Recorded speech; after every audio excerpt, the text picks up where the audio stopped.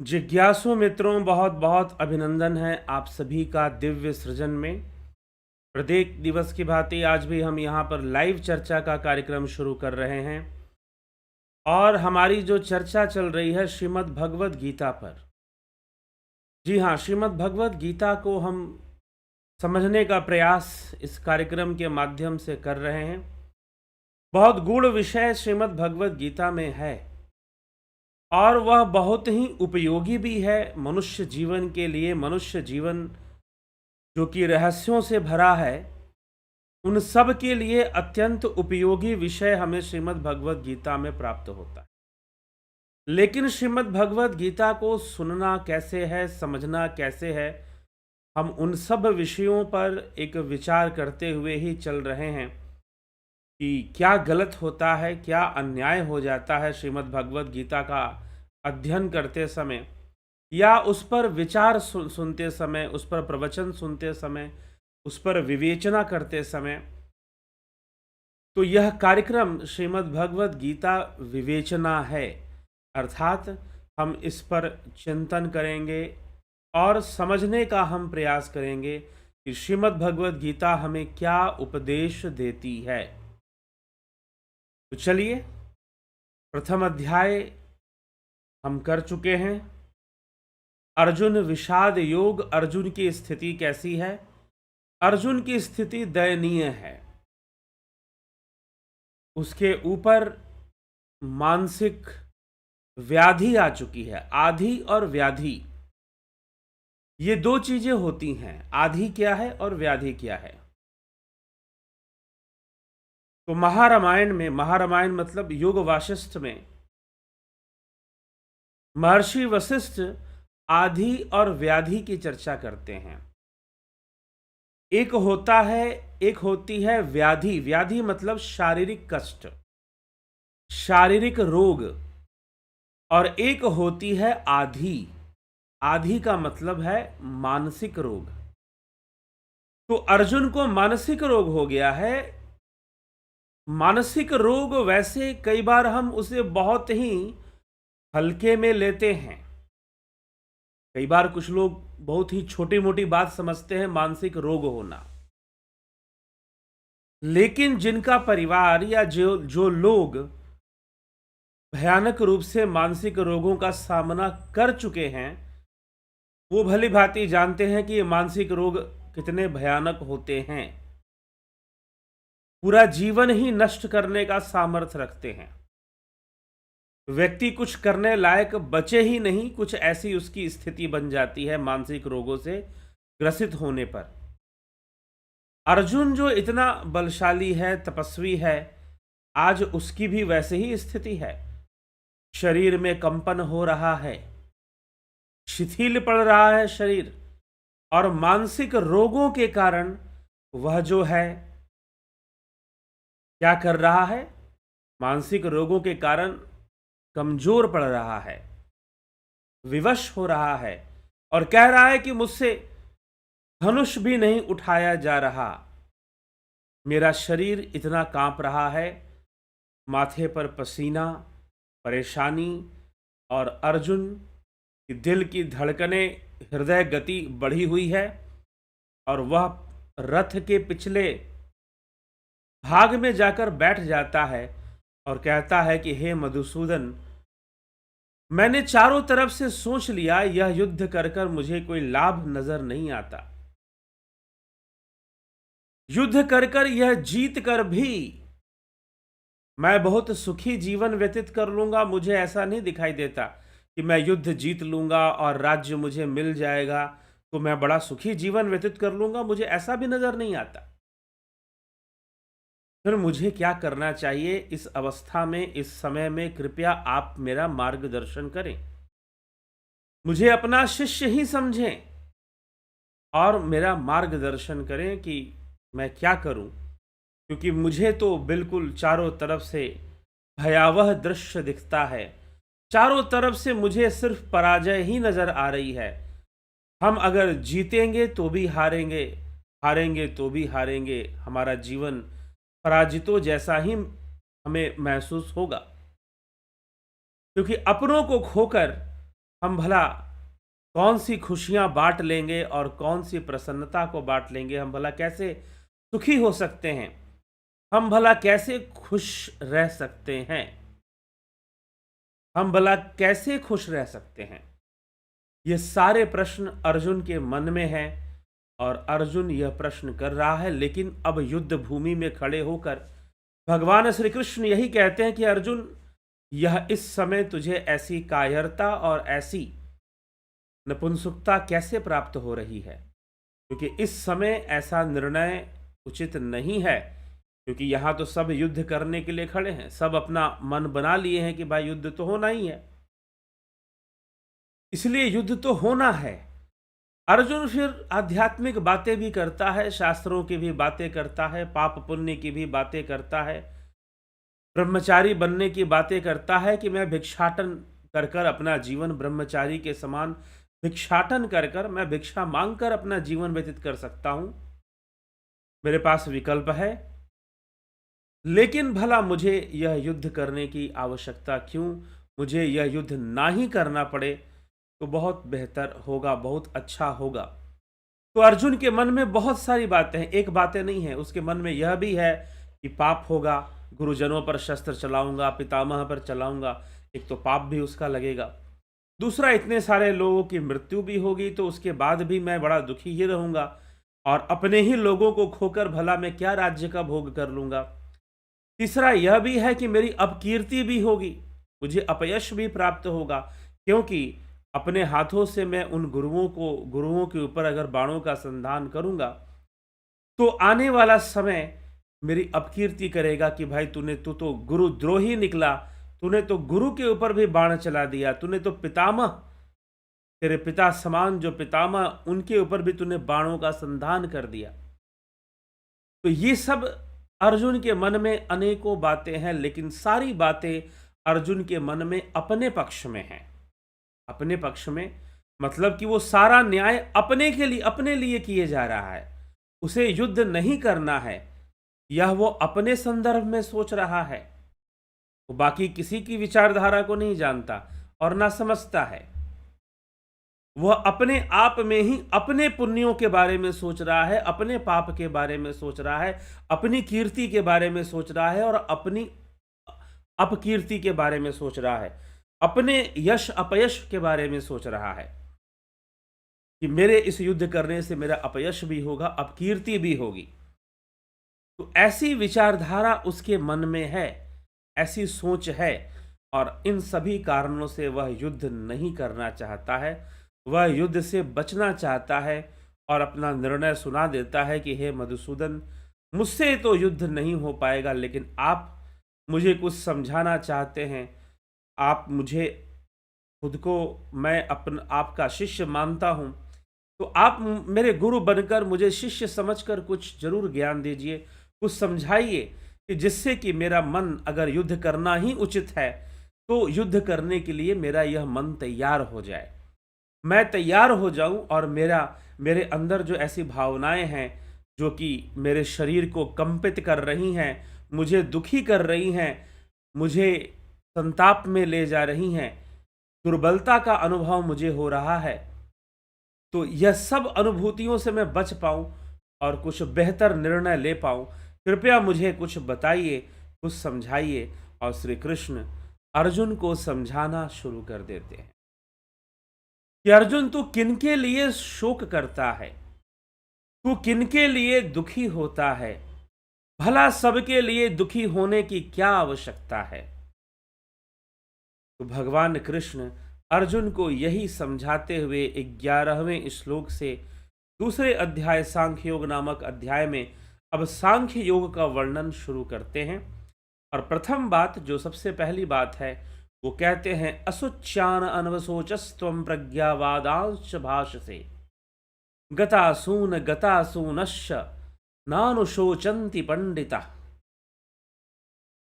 जो शोक करने योग्य नहीं होते उन्हें असोच्य कहते हैं, अर्थात जिनके लिए शोक नहीं करना चाहिए अर्जुन तो उनके लिए शोक कर रहा है।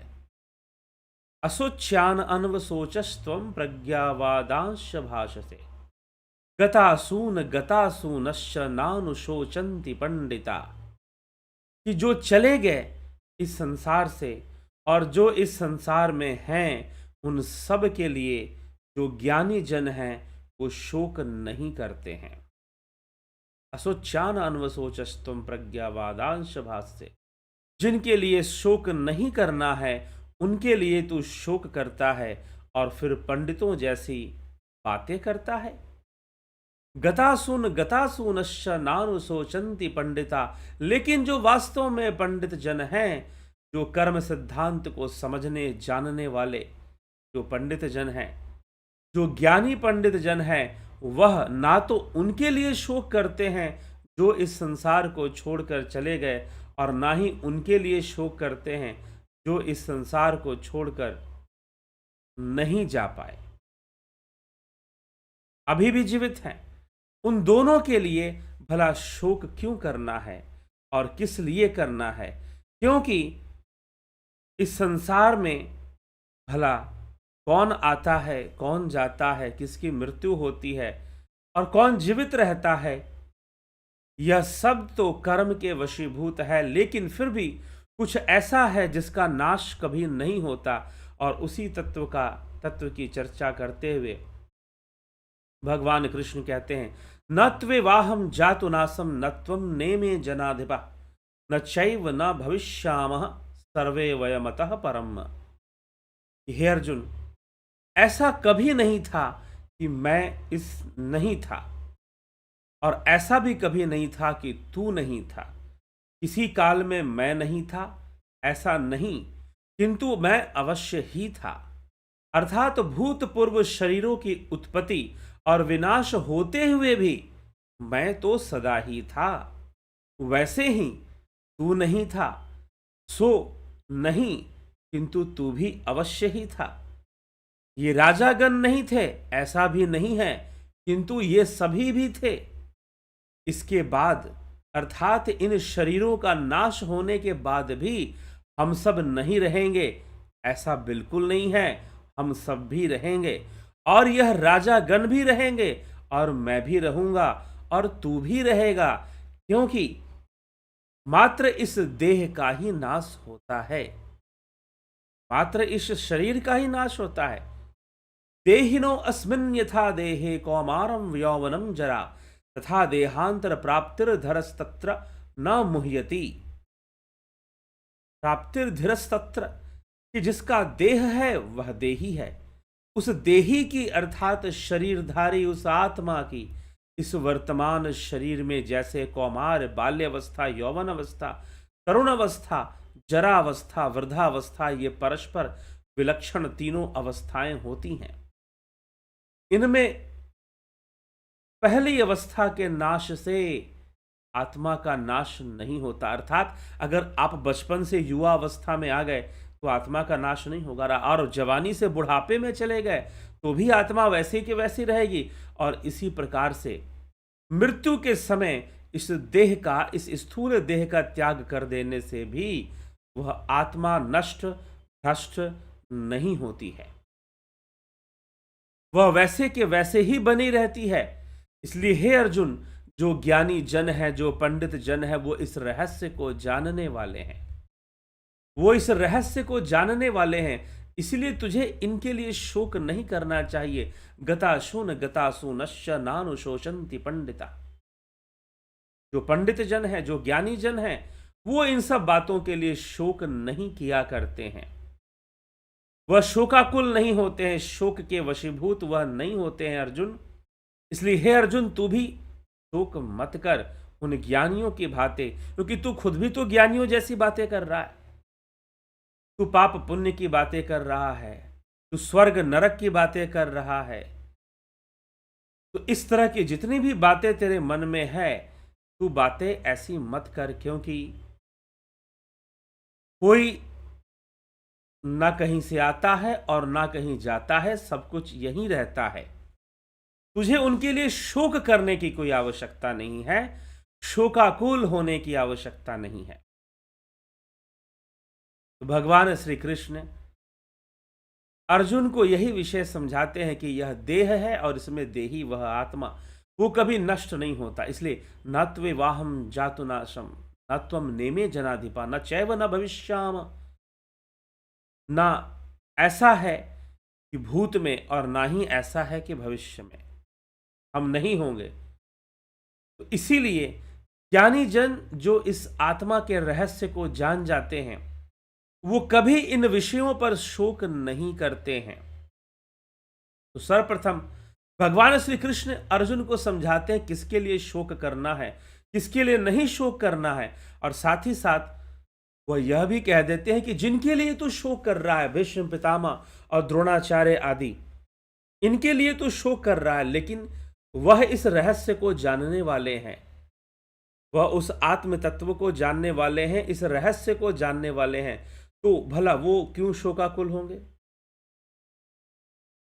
वो तो कभी शोक नहीं करेंगे। लेकिन तू तो शोक कर रहा है। क्यों शोक कर रहा है? जब शोक करने का कोई विषय ही नहीं है, शोक करने की कोई आवश्यकता ही नहीं है, तो भला तू क्यों शोक कर रहा है? वह आत्मा सर्वदा है, वह नष्ट नहीं होता। आवश्यकता क्या है? यह आवश्यकता है भगवान कृष्ण अर्जुन को संकेत कर रहे हैं, शिक्षित कर रहे हैं और कह रहे हैं कि आवश्यकता है उस परम तत्व को जान लेने की, उस आत्मा तत्व को जान लेने की, उस ब्रह्म को जान लेने की। यदि तू जान जाएगा उस ब्रह्म को, तो तेरी सारी समस्याओं का समाधान होगा और तेरे शोक का भी निवारण हो जाएगा, तेरे शोक का भी निवारण हो जाएगा। इसलिए हे अर्जुन, तू यह शोक, व्यर्थ का शोक इस समय इस युद्ध भूमि में तू मत कर। यही तेरे लिए उचित होगा, यही तेरे लिए उचित होगा।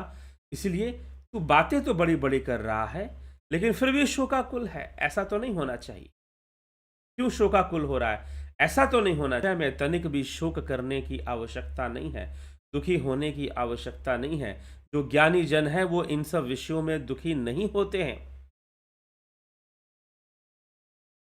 वास्तव में भगवान श्री कृष्ण ज्ञानी के गुण जो है वो प्रकट कर रहे हैं, लेकिन अर्जुन की अपनी समस्या है कि अर्जुन ज्ञानियों जैसी बातें कर रहा है, लेकिन सत्य यह है कि वह ज्ञानी है नहीं, क्योंकि वह शोकाकुल हो रखा है, वह ज्ञानी की अवस्था में नहीं पहुंच पा रहा है।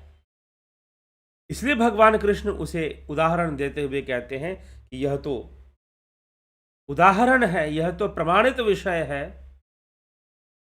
तो इसलिए हमें इन विषयों पर शोक नहीं करना चाहिए। विद्वानों के द्वारा, वेदों के द्वारा यह प्रमाणित है, और युद्ध भूमि में खड़े होकर तुझे उन ज्ञानियों जैसा ही चिंतन करना चाहिए। तुझे स्वर्ग नरक की चिंता नहीं करनी चाहिए, तुझे पाप पुण्य की चिंता नहीं करनी चाहिए। और इस समय कर्तव्य रूपी जो युद्ध तेरे सामने है, वो तुझे इसको संपन्न करना चाहिए बिना शोक किए, बिना दुखी हुए। क्योंकि दुखी होकर तू क्या युद्ध कर पाएगा? तू सही से युद्ध भी नहीं कर पाएगा। इसलिए इस तथ्य को समझना है और तुम्हें युद्ध करना है अर्जुन। तो अर्जुन को यही प्रेरणा दी जाती है कि बाहर से हमें ऐसा शोक करना, और वो भी ज्ञानियों के लिए, जो द्रोणाचार्य, भीष्म है, ज्ञानी लोग हैं, इनके लिए शोक करना तो और भी उचित नहीं बनता, क्योंकि यह तो सब कुछ जानने और समझने वाले लोग हैं। भले ही वह कौरवों के पक्ष में खड़े हों, लेकिन फिर भी वो समभाव रखने वाले लोग हैं। इनके लिए तू शोक मत कर। अर्जुन को बार बार यही उपदेश भगवान श्री कृष्ण देते हैं कि तू शोक मत कर। क्यों शोक मत कर? क्योंकि पंडित जन जो इस संसार में चले गए उनके लिए भी शोक नहीं करते, और जो नहीं गए उनके लिए भी शोक नहीं करते। परंतु तू तो शोकाकुल हुए जा रहा है, इसलिए ये शोकाकुल होने की आवश्यकता नहीं है, शोक करने की आवश्यकता नहीं है। यदि तू पंडितों ही जैसी बातें कर रहा है तो पूरी तरह से पंडित बन। आधा अधूरा क्यों बनता है? आधा अधूरा चाल चलन क्यों रखता है? पूरी तरह से किसी विषय को जानो, पूरी तरह से किसी विषय को समझो। ये नहीं कि कुछ लोग मात्र तुम्हें कह देंगे, बहका देंगे या कुछ सुना देंगे, उसी पर तुम सारी चीजें समझोगे, जानोगे। इसीलिए तुम खुद से जानो, स्वयं से जानो, उस परम तत्व को जानो, उस शोक के विषय को समझो कि किसके लिए दुखी होना है और किसके लिए नहीं। तो भगवान कृष्ण यह रहस्य अर्जुन को समझाते हैं, और इसीलिए दुखी नहीं होना चाहिए। क्योंकि तू बड़ी बड़ी बातें कर रहा है, तो तुझे यह भी जान लेना चाहिए कि पाप पुण्य से परे और कर्म सिद्धांत से परे भी अवस्थाएं हैं। कई अवस्थाएं उसके परे भी बनती हैं। इसीलिए तुझे इस बारे में सकारात्मक रूप से विचार करते हुए चलना चाहिए, और किसी के प्रति शोक करने की आवश्यकता नहीं है, क्योंकि ज्ञानी जन उस आत्मा तत्व को जानने वाले हैं और वो कभी शोक नहीं करते। इसलिए तू उनके द्वारा बताए हुए मार्ग पर चलकर उनका अनुसरण करके तू शोक मत कर। तू शोक मत कर, शोक करना बंद कर दे। यही तथ्य भगवान श्री कृष्ण अर्जुन को इन श्लोकों में समझाने का प्रयास कर रहे हैं। तो चलिए आगे बढ़ते हैं और आपके कमेंट्स भी हम देखते हैं। और ये शोक किसी के लिए भी, देखिए थोड़ा सा इस विषय में और हम प्रकाश डालना चाहेंगे। शोक इस विषय को, ऐसा नहीं कि श्रीमद् भगवद गीता में, रामचरितमानस में गोस्वामी तुलसीदास जी भी इस तरह के विषय की चर्चा करते हैं। क्या कहते हैं? वो लिखते हैं कि मनुष्य का जीवन कैसा है, किस प्रकार का उसका दुख है। वो लिखते हैं कि एहि विधि जग हरि आश्रित रहहि, यद्यपि असत्य देत दुख अहि। वैसे तो कहते हैं कि सारा संसार ही ईश्वर पर आश्रित है, ऐसे ही कहा जाता है, एहि विधि जग हरि आश्रित रहहि। अर्थात कहा जाता है, ऐसा सुनने में आता है कि सारा संसार तो ईश्वर पर आश्रित है, लेकिन फिर भी यद्यपि असत्य देत दुख अहि, फिर भी जो असत्य है, जो मिथ्या माया है, वो लोगों को दुखी करती है, बहुत बुरी तरह से दुखी करती है। जो सपने सिर काटे कोई, बिन जागे दुख दूर ना होई। कि जो स्वप्न में जैसे सिर काटा जा रहा हो, आप कोई स्वप्न देख रहे हैं, उसमें कोई आपको दौड़ा रहा है, कोई सांड आपके पीछे पड़ा है, कोई सांप आपके पीछे पड़ा है, कोई आदमी ही आपको दौड़ा रहा है, अब भागे जा रहे हो, भागे जा रहे हो, पूरा सपना में भागे ही जा रहे हो, भागे जा रहे हो। फिर बाद में कुछ लोगों ने आपको पकड़ लिया और आपकी गर्दन वो काट रहे हैं, आपकी गर्दन वो काट रहे हैं। तो इसमें कितना दुख है, और कब तक दुख है? तब तक दुख है जब तक आप जाग ना जाओ, जब तक आपकी जागृति ना हो जाए। बिन जागे दुख दूर ना होई। अब बिन अगर जाग गए तो इसका क्या मतलब है? सारे दुख कोई आएगा ही नहीं, दुख फिर भी आएंगे। ज्ञानी भोगे ज्ञान से, अज्ञानी भोगे रोए रोए। यही तो फर्क भगवान कृष्ण समझा रहे हैं। फिर भी संसार में वो चीजें बनी रहेंगी, ऐसी बात नहीं कि नहीं बनी रहेंगी, लेकिन फिर भी अज्ञानी भोगे ज्ञान से, क्षमा करे, ज्ञानी भोगे ज्ञान से, अज्ञानी भोगे रोए रोए। कि जो ज्ञानी व्यक्ति है, जो समझदार है, जो इस तत्व को जानने वाला है, इन विषयों को सही ढंग से समझने वाला है, वो अपने ज्ञान से ही इन सब को देखेगा। इसलिए अर्जुन, तू अपने अंदर ज्ञान दृष्टि को उत्पन्न कर और ज्ञान दृष्टि से सारी चीजों को देख। इसलिए भगवान कृष्ण कहते हैं कि ज्ञानी भोगे ज्ञान से, अज्ञानी भोगे रोए। कि जो ज्ञानी है वो तो अपने ज्ञान से चीजों को भोगेगा, संसार के सुख दुखों को वो ज्ञान से भोगेगा। लेकिन जो अज्ञानी व्यक्ति इस देही और देह का रहस्य नहीं जानता, जो आत्मा के रहस्य को नहीं समझ रहा, नहीं जानता, वो बेचारा रो रो कर ही तो भोगेगा ना, और क्या करे? उसे तो रो रो कर ही भोगना पड़ेगा, उसके पास कोई दूसरा विकल्प नहीं होता है। लेकिन ज्ञानी के पास विकल्प है। वो हमेशा स्वयं को उन महान विचारों में रखता है और उस आत्मज्ञान में रखता है। इसीलिए वो हर चीज के लिए कोई शोक नहीं करता, दुखी नहीं होता। तो अर्जुन को भी वैसे ही प्रेरणा मिल रही है। तो बिन जागे दुख दूर ना हो। जब तक जागृति, स्वप्न में आपको कोई गर्दन काट रहा है, कोई कष्ट पहुंचा रहा है, अब इससे निवृत्ति कैसे मिलेगी? जब आप जाग जाओगे, जैसे ही उठ जाओगे, अब जागृत चेतना की अवस्था बदल गई, स्वप्नावस्था से जागृत अवस्था में चेतना आ गई, और जैसे ही जागृत अवस्था में आई आपको पता चला अरे भाई ये तो स्वप्न था, मैं बेकार में ही डरे जा रहा था।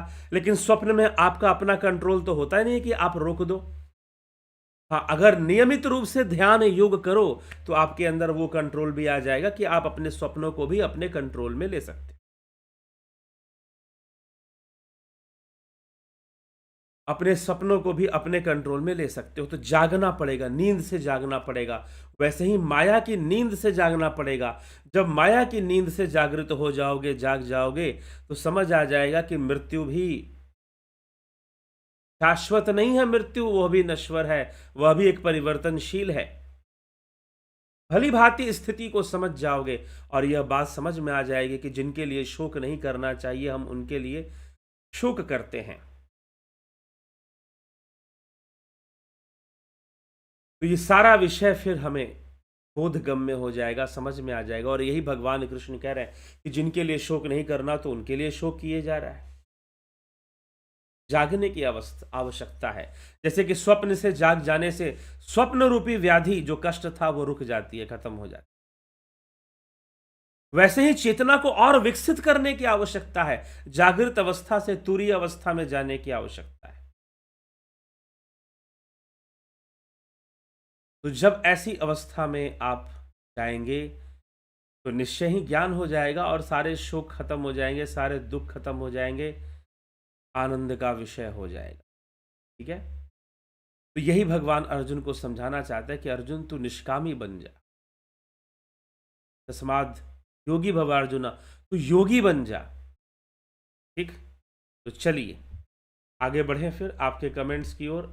क्या कहते हैं? कन्हई कुमार जी, जगत नारायण जी, नवज्योति नाथ जी, शंकर प्रसाद जी, बहुत अभिनंदन है। पवन कुमार गुप्ता जी, विष्णु चंद्र मौर्य जी, अमन कक्कर जी, शिखर शर्मा जी, बबीता धीमान, रूपलाल विश्वकर्मा, संतोष कुमार, अबनी प्रधान जी, राजू पाल जी, राम लखन राजपूत, चितरंजन बरुआ, विमला शाह जी, निशांत जी, राहुल तिवारी, अमलेश कुमार, रतन सिंह, उषा श्रीवास्तवा जी, श्वेता राय जी, राहुल तिवारी, अनिल कुमार, गंभीर शाह, सोमू, ओम नमः शिवाय, रामविलास जी, एके त्यागी जी, घनश्याम सरोदे, ओम राज हेमब्रॉम,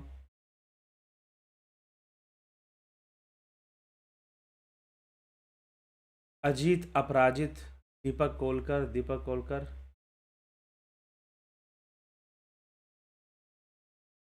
हम अपने आप को शरीर से अलग करके शुद्ध आत्मा समझ लें तो दुखी नहीं होगा ना? नहीं होगा जी। और इसको समझना भी नहीं है, इसको जानना है।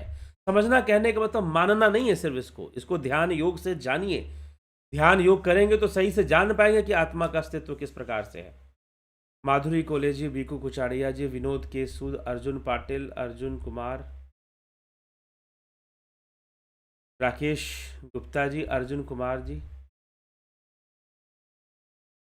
संसार की कोई भी चीज पाने के लिए किस तरह की साधना करना पड़ता है? कभी कोई सारी चीज नहीं मिल जाएगी, संभव नहीं होता। व्यक्ति को अपने गुणों कर्म संस्कारों से ही मिलता है।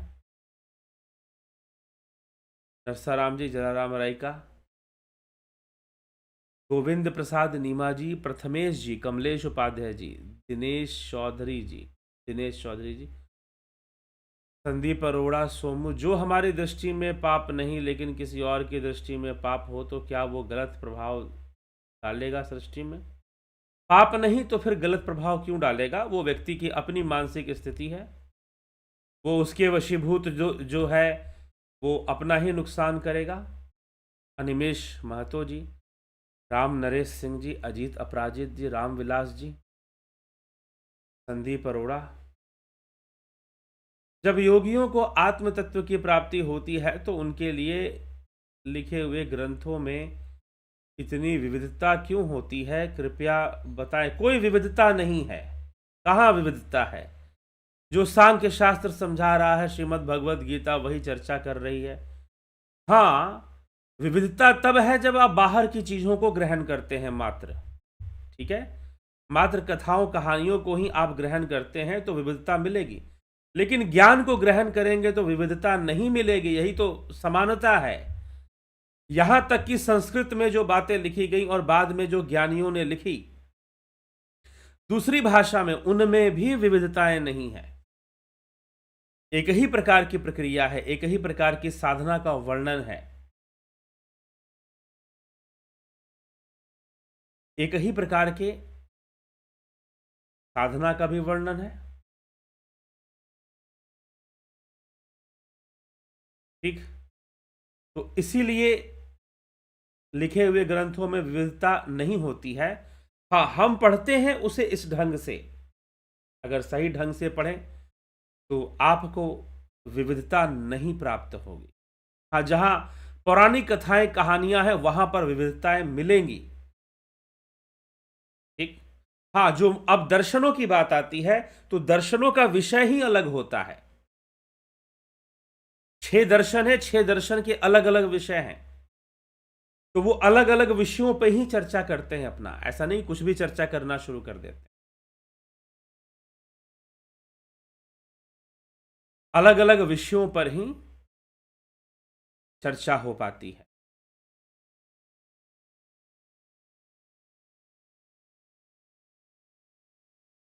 तो इसीलिए हमारे जो विषय ही जब उनके अलग है तो उसमें एकता ढूंढना भी गलत होगा, उनके विषय को समझना चाहिए।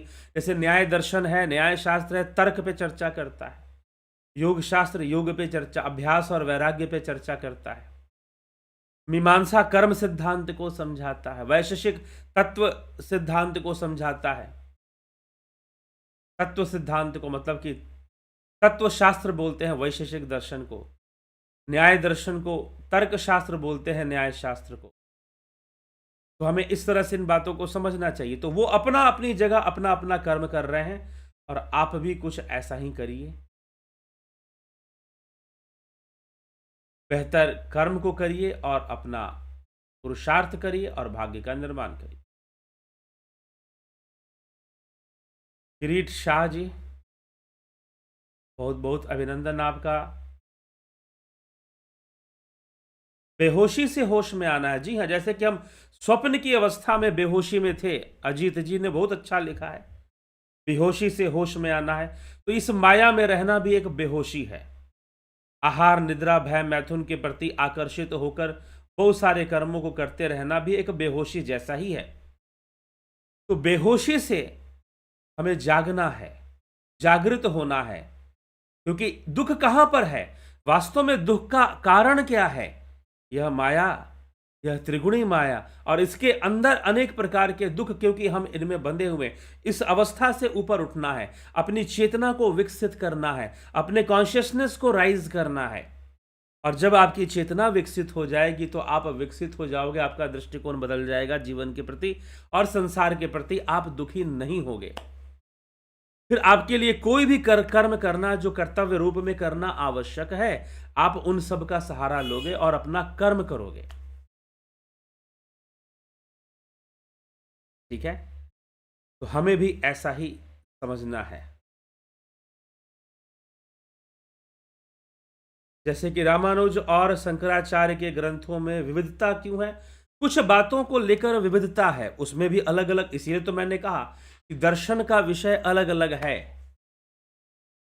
अलग अलग विषय है, अलग अलग विषय होने से अलग अलग अनुसंधान करना और अलग अलग तथ्य को प्रस्तुत करने का प्रयास हुआ है।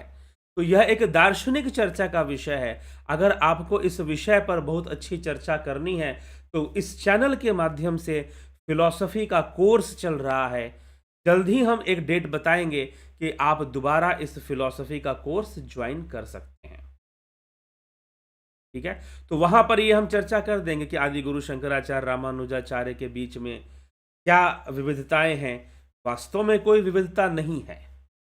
मूल शास्त्रों की ओर जाएंगे तो आपको विविधता नहीं मिलेगी।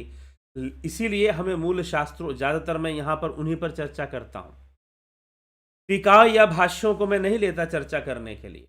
तो रामानुजाचार्य ने भाष्य दिए हैं ज्यादातर, आदि गुरु शंकराचार्य ने भी भाष्य दिए हैं, लेकिन उनकी कुछ रचनाएं भी हैं, जैसे कि विवेक चूड़ामणि आदि गुरु शंकराचार्य की अपनी रचना है। ज़्यादातर लोगों ने भाष्य दिए हैं, तो भाष्य जो है उनमें त्रुटि हो सकती है, उनमें कमियां हो सकती हैं, यह भी है। और विचारधाराएं हैं, रामानुजाचार्य पे जब हमें चर्चा करना होगा तो हम जरूर चर्चा करेंगे। चले, ठीक है। धनराज सिंह जी, श्वेता कुमारी जी,